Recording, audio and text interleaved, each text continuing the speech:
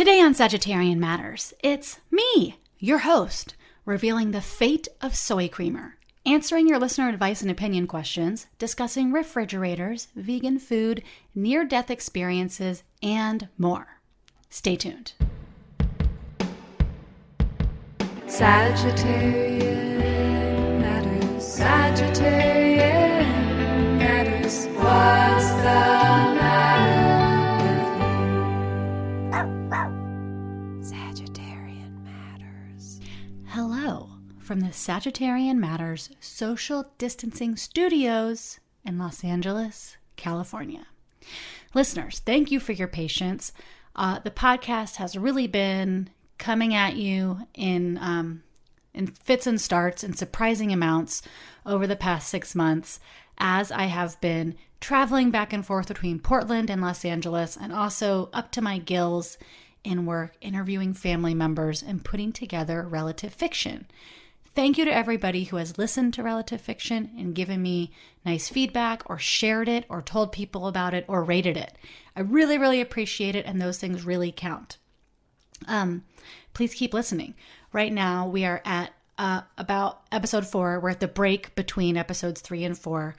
And here I am. Here I am in Los Angeles to talk to you about whatever you want to talk about. I asked people on Instagram, what would you like to hear me talk about, and what would you like advice about today? And I just want to take it away. Well, the first thing is I want to give you some disappointing news. Are you sitting down? Go ahead and find a seat. Listeners to the podcast may remember or be fans of Wildwood Soy Creamer, which was later repackaged and sold to Trader Joe's as just soy creamer. This is like a really exciting, delicious thing. People were hoarding it. I was calling Trader Joe's. I was showing up. I was getting as much as I could carry. I bought a bigger refrigerator in part because I needed more hoarding space. Long story long, when I moved to Los Angeles, this is a real side note, I was bleeding money because I was paying significantly more rent than I ever had in my whole life in Portland, Oregon. I was basically paying for one apartment what I paid for my entire house in Portland had I not had roommates. When I got there and I signed the lease and I just felt like money was like oozing out of every pore of my body, I asked the landlord if the refrigerator was included in the lease, and she was like, "What refrigerator?" And I realized that in Los Angeles, California, in rental units, they do not provide a refrigerator. You must provide your own. At this point, I was pretty done with the moving process. I was mentally checked out of the moving process. And thus, instead of getting a full-size refrigerator and having it delivered by strong people and installed, I just looked on Craigslist for something I could fit in my car. And I found a dorm-size fridge, which is bigger than a mini fridge. It's like 3.5, 4 feet tall. It was at USC, and I just drove down there, opened my hatchback, shoved it inside, gave a kid $90, and that was my weird refrigerator for a couple years. At the time, I was like, it's keeping me honest, because it meant I couldn't hoard too much stuff or jam too many things in the freezer. But then at a certain point, that got old. And so I got a really nice red vintage looking fridge, and then promptly moved out of my apartment in the midst of pandemic as I went back and forth to Portland. So that's a long story for you. But I want you to know that when I got that fridge, I was elated that I could get up to 6 cartons of Trader Joe's soy creamer, aka Wildwood Soy Creamer, at a time to stack in my fridge. The bad news, now that we've gotten past my digression, is that I think it's no more. I had heard that, they were pausing it and there was some trouble importing soybeans and they blamed the president, number 45. And I was like, as soon as he's out of office, we're getting our soy creamer back. And I just was looking on Reddit today where the nerdiest, deepest heads, like the biggest fans of whatever thing in the world live. And somebody on Reddit said that they heard confirmation it has been discontinued. Wildwood, they said, was purchased by another company and they discontinued the soy creamer. Feel free to prove me wrong. Please do prove me wrong. I've missed soy creamer. I've missed it so bad. I'm not doing Silk. A, they're owned by like a dairy company, and B, it's so sweet and full of garbage. More power to you if you like it. Silk on. But I really liked Wildwood Soy Creamer. It is no more. I have been using full fat Oatly in the interim, which is delicious, but I love soy. I'm one of those people that love soy. I'm a relic. I'm a ghost from the 90s, here to haunt you. I love soy milk. Where's my soy milk? Somebody on Reddit said this. I haven't tried it. Feel free to try it. Let me know what you think. Username Salanera on Reddit said, want to add my soy creamer hack that is as close as I can get to Trader Joe's / Wildwood Soy Creamer. It's simple. You just slowly simmer 4 cups of plain soy milk until it's reduced by half. Add a touch of honey or sugar and a touch of salt, and it's pretty great. You have to stir it and make sure it doesn't boil over, and it takes a long time, but it's almost as good. I was using TJ's plain soy milk till that seemed to disappear. So that's unsolicited. What are weird things I've been eating lately? Well, we will have friend of the show Morgan back on very soon to talk about strange foods, especially because Morgan is on a road trip right now, and so we have a lot of travel foods to talk about. But in the meantime, I've discovered pumfu. Pumfu is tofu made from pumpkin seeds. We got no soy. We got no gluten. If you're soy intolerant, if you're a person of now and not a relic from the 90s, you can't deal with soy, get some pumfu. It's pretty expensive. It's maybe like $4 or $5 as opposed to $2 or $3 for some tofu, but it's a real treat. I'm going to try some soy rizo or chorizo flavored pumfu very, very soon. Anyway, pumfu, give it a try. They are not a supporter of the podcast, but I am a supporter of them. Something else, if you haven't tried it, I talk about it all the time on the podcast, yuba noodles from Hodo Tofu. I love them. I think they're so good. You can stir fry them up with just some spinach, or you can just throw them on top of some lettuce. If you're traveling, this is kind of a gross travel hack, but I just bought like one of those tubs of lettuce or salad mix and just a thing of Hodo yuba noodles and just threw them in there with some soy sauce packets, some vinegar if you're lucky, or sriracha, and just call it a day. Okay, what do people want to hear me talk about? Dear Sagittarian Matters, what is the best vegan dessert? Dear listener, there's a few. The best vegan dessert is tiramisu or a cannoli. Second to that, if you're at the grocery store, get something from Hail Mary, Merry. Get some Hail Mary tarts, or get some Hail Mary little macaroons, like chocolate chip macaroons. They are delightful. If you're in Eugene, Oregon, get some cake from the Sweet Life. I highly recommend any of their cakes that have some kind of pudding or jam element to them to kind of moisten them up a bit. Sorry for the word moisten, for those of you that are sensitive to the word moisten. I also really like Yoga Urt in Los Angeles, California. There is nothing like it. It is very good. It is not too sweet, and you can fool yourself into thinking it's good for you because it does include probiotics. Dear Sagittarian Matters, what do you think about yoga? I like yoga just fine. I cannot speak to any of the appropriative elements of yoga because I'm not that deep in it. I just, you sense they're there. I don't have a full understanding of them. Something I do like that I've liked for a long time, long enough that I have it on VHS tape, 2 VHS tapes because one wore out, is Denise Austin's Pilates and Yoga. You can now purchase this online. It is a Pilates yoga mat routine from Denise Austin, who is also a relic of the 90s. And if you watch this tape, I like the second routine on there. I don't know what to tell you. If I've lost you at this point, I'm just going to move on. But that's the tape I've been doing for like a decade. Dear Sagittarian Matters, what can you tell me about boundaries? Dear listener, here's the thing about boundaries. They are just for you. They are just for you, and they are just a matter of you deciding what you will and won't tolerate. And you don't even actually have to tell anybody if you're making a boundary around them. You can ask people for things that you want, and then you just get to observe whether they're going to do it or not. And if they're not going to do the thing you need, then you get to make a choice to remove yourself or do something different. But boundaries are not a way for you to boss other people around. As much as I wish they were, they are not. They're a way to support yourself. They are a way to surround yourself with things that you actually need. For some of us who were socialized in a way to be people pleasers, perhaps chronic or pathological people pleasers who put other people first and ourselves second, third, fourth, fifth, or not at all, it's helpful to take a pause. It's helpful to take a pause when someone asks something of you, even just to hang out or a favor or whatever. But it's also nice to take a pause before you encounter people so that you really get to know yourself, so you get to know what you need, so you get to know what boundaries to build around your needs. I can't recommend it enough. 20 minutes of boundary work with yourself will save you weeks of feeling muddled. And the better you can get at your boundaries, in my experience, the fewer resentments you cultivate from not being clear with people about what you need or what you will or will not do and when, and then letting them kind of step over them and then feeling a resentment. And so, when things are clear, when there's no resentments, when you're doing things you feel good about because you want to do them, I think it helps everybody. Okay, dear Nicole, what do you think about archery? I don't know anything about archery. I don't know.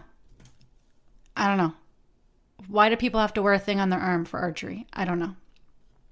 Dear Sagittarian Matters, has Ponyo done a taste test? What snacks does Ponyo like? Listeners, if I told you the things Ponyo eats, it would curl your hair because she is not a vegetarian as I am. She likes things made of she likes duck nibs. She likes string cheese. Okay, here's a vegetarian thing from spouse to the show and dog trainer Kaya Wilson. Ponyo has learned scent training.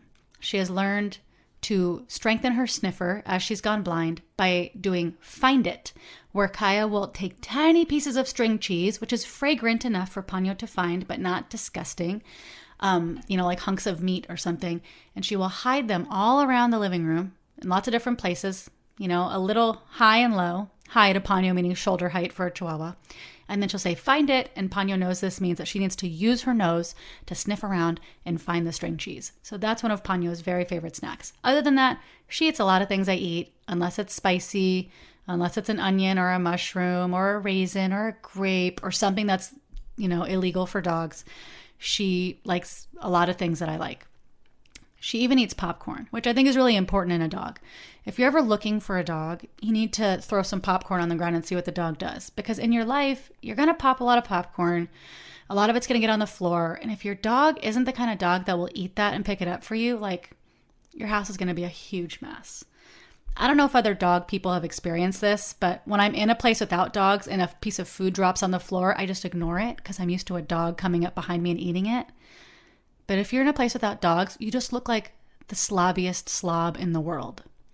Same if you're from Portland, Oregon, and you're used to people pumping your gas for you because that's the law there, and you go somewhere else and you just sit in your car and wait like you're ye olden time full service person being like, Bellman, come and pump my gas. It's a funny feeling. Also, if you're from Portland, you're not used to paying tax. So when you go other places, you're like, oh, what? This costs 50 cents more than I thought it would. And that's because there's sales tax. Today's episode is brought to you by Remedios Martinez, Rachel Bernard, Laura Perry, Emily Helmus, Whitney Gecker, Debbie Pressman, Caitlin Olds, Jamie Rabin, Will's best friend Evie, Emma, Amy Mary Askin, Kelsey Eiston, Anna Seidel, Shoshana Ruth Wechter, Christy Herod, and Joey Soloway. If you would like to support Sagittarian Matters, in particular producer Chris Sutton, please send $5, $5 billion, that's your business, via PayPal to hornetleg@gmail.com. Or, this just in, he's got a Venmo. It's Hell Books on Venmo. HE double hockey sticks books. Thank you for your support, and we look forward to saying your name on the podcast. Producer Ponyo looks forward to it too. Don't be scared. That's just Ponyo's speaking voice. Dear Nicole, you want to do some zine talk? Yeah, well, I'll talk more about this on an episode with friend to the show, Michelle T. But zines, do a zine. Whoever you are, whatever your angle, do your zine. I want everyone who's listening to do a zine about what makes you weird. What is the weirdest thing about you? That's what I want to see you do a zine about. Or what are the weirdest things that you've done or habits you've picked up since pandemic? I want to read those zines. What's the worst haircut you've given yourself during pandemic? What are the ways that your body has just fallen apart and you have devolved into a troll woman or troll them or trollman or troll A during pandemic? I want to know. I personally feel that my feet have cloven over. I have cloven hooves now. I went from looking like myself to looking like a hobbit to looking like a pan with just little cloven hooves, and everything's getting kind of gnarled, and I don't even know what's going to happen the first time I go into a salon after all of this. Doesn't that make me sound like a real adult when I go into a salon? I have relied on my punk roots during pandemic. A lot of home hair cutting, sometimes without even my glasses on, and I am quite hard of sight. A lot of home stuff, and I don't know. Let's see what happens. Let's see what happens next. Dear Nicole, will you talk about weird snacks? Dear listener, I will talk about weird snacks any day, anytime you want. Just not today. Dear Nicole, how do I find some good walking shoes? I gotta tell you what, I don't know this answer either. Is this the worst episode you've ever heard in your whole life? Can I tell you that I've really been enjoying a podcast called The Bald and the Beautiful, hosted by Trixie Mattel and Katya from RuPaul's Drag Race? I've really been enjoying their podcast. If you decide that I have let you down by not knowing the answers to some of these questions, please listen to a couple episodes of that. And then by the time you tune back into Sagittarian Matters, I will have an answer to all your questions. Dear Sagittarian Matters, how do I handle how sweet Ponyo is? I need advice. Dear listener, I know this is a really hard issue of our time. Here's the deal. Ponyo came to me a good egg. She came to me from the pound, a good egg, straight off the streets of Merced, California, ready to please, looking for squeaky toys, looking for treats, ready to do anything for a tennis ball. She remains that, and yet she does get she's always been cuddly. She gets a little more cuddly with time. And as she's gone blind, she needs a little more help doing different things. So it seems like she's sweeter because I get more body time. There's more pause. There's more of her having to rely on me and us having to communicate. And I really like that. If you don't know, listeners, producer Ponyo has lost 90% of her vision. She has one eye left. It has 5-10% of vision. A recent vet said he doesn't think there's very much. And if she has to do something like jump into the car that she can't do, or go down some stairs, she will wait, and she'll kind of let me know that she is apprehensive or is unwilling to do it on her own. And I'll say, do you want help? Can I help you? And then she'll sit and wait to be picked up and helped. And that's a good feeling. Did I ever tell you guys about the time she was kidnapped? I can't remember. If I haven't, please DM us or comment, and I will tell you on a future show. Dear Sagittarian Matters, how do you get over a crush that you have to see all the time? Oh, man. Why do you have to get over the crush? As my first question. Did you express... Is there a reason you can't go forth with this crush? Did you express that you had a crush on them and they said tough luck? Or like, are they otherwise betrothed? Or did they just not signal that that's going to happen? That's my first question. Because of course, you may think you're being clear when you're hanging around them, but you may as well put words to that feeling if it feels appropriate to you. If not, if you've already decided this crush is not happening, come on, just tell me how to be around them. How to get over a crush. We have talked about this on the podcast before, so please do look around in the archives. One thing that I have found is helpful is to have a very good friend remind me of the most embarrassing people I've had a crush on over time. So if you have a friend who's known you 10 years, like a really long time, be like, can you remind me of the most embarrassing people that I have been besotted with? Is that the right word? And just kind of let the embarrassment of that, the shame of that sort of remind you, help you put in perspective, like this too will pass. You may feel like this person is the moon and the stars above. They are your sun, keeping you warm with like the idea of what it could be like to love you. But just remember, this will pass. There have been other people you've had crushes on where things haven't worked out, and it turns out that was for a reason. That was dog's plan. So sit back and think about that. And then also maybe, you may not want to do this, but try to think about the cold, hard reality of what it would be like to date them. Try and look and see, like, did they seem whiny? Do they have weird breath? Like, or you could just try to imagine one of these things. Try to imagine just something that you don't have to tear them down in your mind, but I'm just trying to think of like the reality of it, because a lot of crushes are based in a projection of what it might be like. So just hunkering down with reality. And if I were you, I would suggest throwing yourself into something else, like taking care of a baby animal, volunteering somewhere, doing a fundraiser, working on your comic about all the weird things that have happened to you and your grooming and your eating since pandemic began. That's what I think you should do instead of this crush. So every time you see them, you can recondition yourself to be like, oh God, I got to go work on my zine. And then, they look at you and they wink and they go, oh, hey, do you want to give me some extra attention? And you go, I got to go work on my zine. I got to go draw this skin tag that I grew over pandemic, but I'll catch you later. That's my very best advice for you over getting over a crush you have to see all the time. Or you could just live in fantasy, Life is an illusion. You could just go home, imagine the entire relationship in your head from the beginning to end. Just sit at the edge of your bed with your hands folded in your lap and think, okay, now I'm telling them about my crush and they're telling me they love me too. And you could just go through the entire relationship in your head. This may take a while. And then actually get to the end point of the relationship and part ways with them in a friendly, amicable way in your mind. So then when you see them, it's just like you're seeing an ex. Is this the worst advice you've ever heard or the best? Try all this stuff and let me know how it goes. And please send me your zine pages, everybody. I still find that I am in the habit of making human dog food for myself here a year into pandemic, year or so.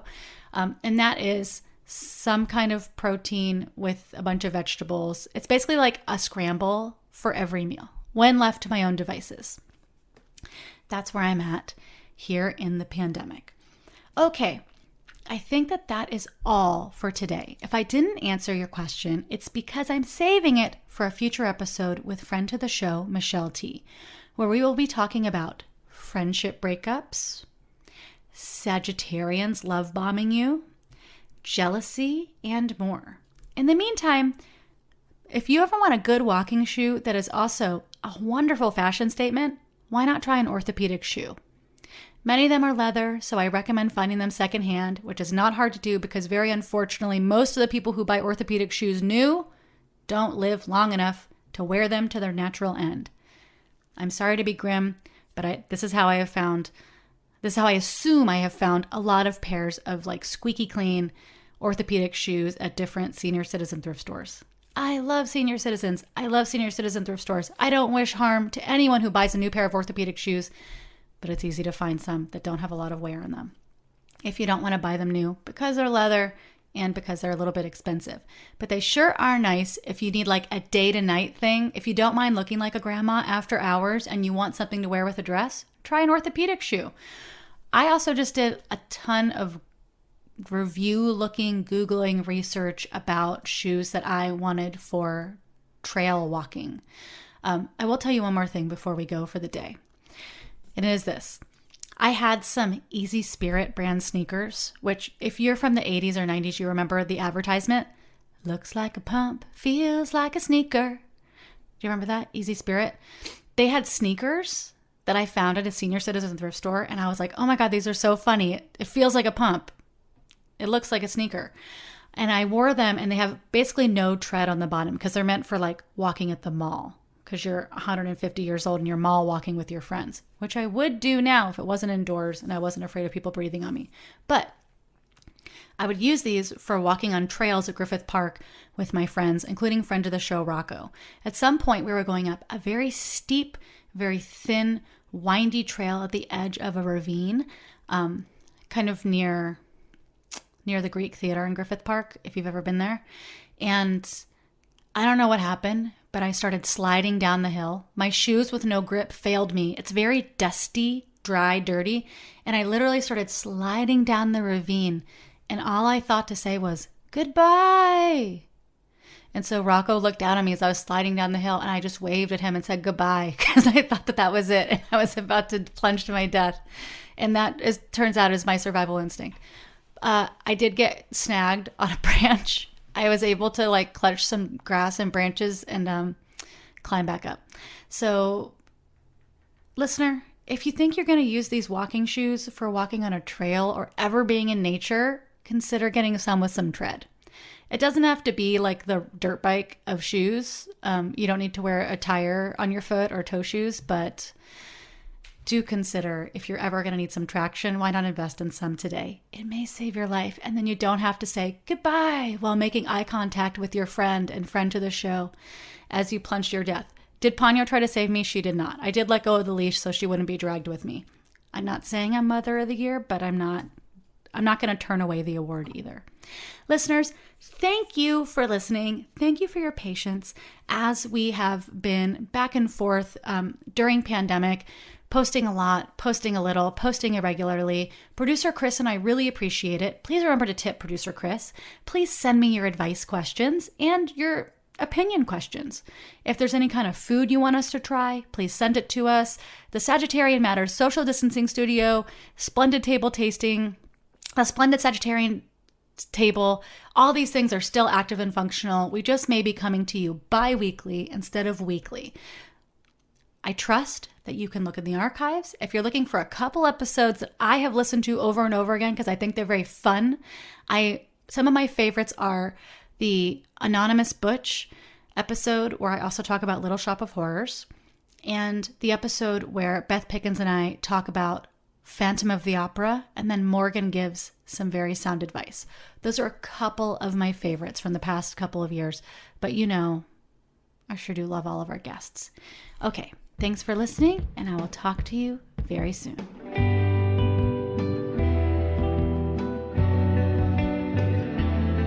Sagittarian Matters is produced by Chris Sutton, with assistance by Ponyo Georges.